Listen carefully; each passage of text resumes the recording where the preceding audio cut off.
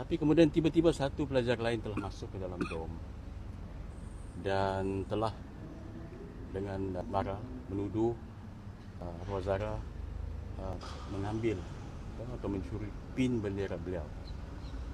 Dia telah marah. Kemudian pelajar itu keluar balik dan dia bawa dua orang lagi kawan dia.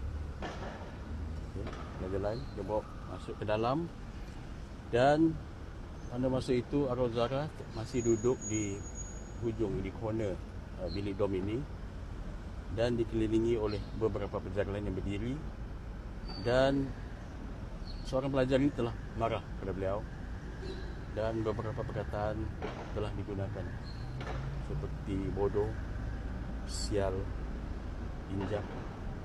Pada masa itu arwah Zara menangis, dan selepas itu beberapa pelajar yang di sana telah mentertawakan arwah Zara.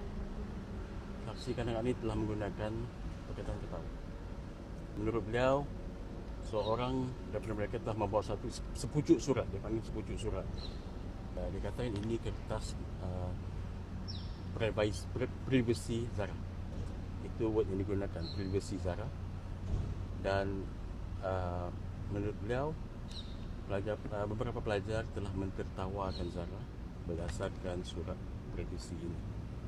Dan menurut beliau, arwah Zara makin menangis. Makin menangis. So, menurut beliau, lepas itu pelajar-pelajar lain ini beredar keluar, dan arwah Zara menangis dan berlari keluar. Dia pun berlari keluar. So, masa tu kami dia tanya kalau dia ada buat apa-apa, dia kata masa tu dia pun takut. Dia pun rasa takut dari arwah Zara menangis.